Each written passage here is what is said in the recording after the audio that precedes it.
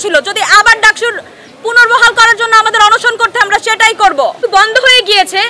এই মুহূর্তে আমার মতো একজন প্রার্থী, মমর মতো একজন প্রার্থী এবং রিফতের মতো একজন প্রার্থীর কি করা উচিত? বিশ্ববিদ্যালয় প্রশাসন এবং নির্বাচন কমিশন আমাদেরকে উদ্দেশ্য করে এখন এই মুহূর্তে কি বলবে সেটার জবাব আমরা চাই, এবং সেটার জবাব অবশ্যই নিশ্চিত করতে হবে। আমরা আমাদের এই প্রতিবাদ জারি রাখবো এবং অবশ্যই চাইবো আগামী 9 সেপ্টেম্বরই যেন ডাকসু নির্বাচিত হয়।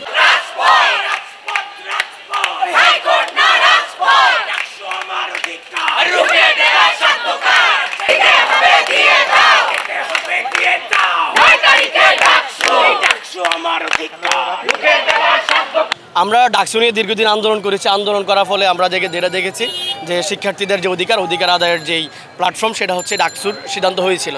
তো আমরা যখন ডাকসুর মাঠে যখন শিক্ষার্থীরা নিজের মতো প্রচার প্রচারণা চালিয়ে যাচ্ছিল, যারা এই পিছনের ইন্ধন দাতা তারা কিন্তু বুঝে গেছে যে আসলে আমাদের কোনো ভ্যালিডিটি নাই, আমাদের কোনো ভিত্তি নেই, আমাদের কোনো মাঠ নাই। তো তারা হয়তো সরাসরি করে নাই, তারা একটা গোষ্ঠীকে দিয়ে, যে গোষ্ঠীটা নিজেরা ছিল ওই স্বৈরাচারী পতিত সময়ে এই যে বেশিদের যে আন্দোলন ছিল বেশিদের বিরুদ্ধে, সেই আন্দোলনে যারা আমাদের বিরুদ্ধে ছিল, যারা ওই সময়ে মেট্রো রেলের ছবি দিয়ে সমর্থন জানাইছিল শেখ হাসিনা সরকারের প্রতি, তারা হচ্ছে রিট করে যে ডাকসু বন্ধের দাবিতে। তো আমরা এটা অটোমেটিক বুঝি যে এই ডাকসু বন্ধের যে মেটিকুলাস প্ল্যান, সেটা বোঝায় যায় সহজনীয়। যেই শক্তি জুলাই আন্দোলনে আমাদের বিরুদ্ধে ছিল, তারা চায় না যে শিক্ষার্থীদের তাদের অধিকার আদায়ে ভালোভাবে যাদের ম্যান্ডেট নিয়ে আসতে পারবে তারা ক্ষমতায় বা রাজনীতিতে বা তাদের নেতৃত্বে আসুক। সেজন্যই একটা গোষ্ঠীর পিছন থেকে অপতৎপরতা চালিয়েছে, ইন্ধন দিয়েছে।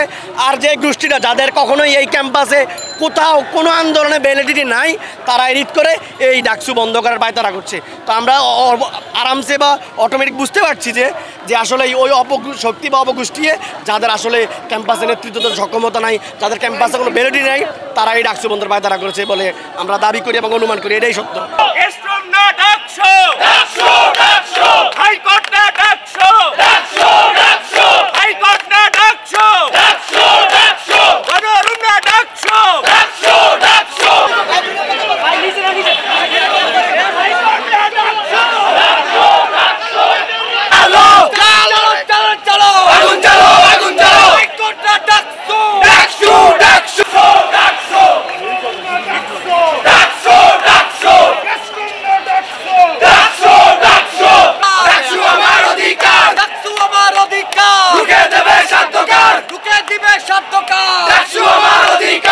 ডাকসুর মাধ্যমে শিক্ষার্থীদের হাতে ক্ষমতায়ন আসবে, ক্যাম্পাসগুলো পড়াশোনার পরিবেশ ফিরবে এবং ডাকসুর মধ্য দিয়ে বাংলাদেশের ঢাকা বিশ্ববিদ্যালয়ের যে পরিবেশটা আসবে সেটা একটা শ্রেণী চায় না। একটা শ্রেণী জানে তাদের মাঠ নাই, তাদের ভোট নাই, তাদের ক্ষমতা হারানোর পথে। এই জন্য তারা ডাকসুকে মেটিকুলাসলি বন্ধ করার চেষ্টা করতেছে।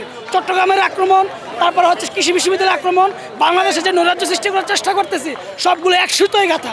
আমরা ঢাকা বিশ্ববিদ্যালয় সজাগ থাকতে বাংলাদেশে কোনো অপ্রীতিকর ঘটনা হতে দিব না। ক্ষমতার উপরে কারো রক্ত চক্ষু আমরা সহ্য করব না। এই দেশের জনগণের হাতে ক্ষমতা এবং ডক্টর ইউনূস সুষ্ঠুভাবে নির্বাচন দিয়েই পরবর্তীতে সরকার আসবে। আমরা এই পথেই যাব, অন্য কোনো অঘটন ঘটতে আমরা দেব না।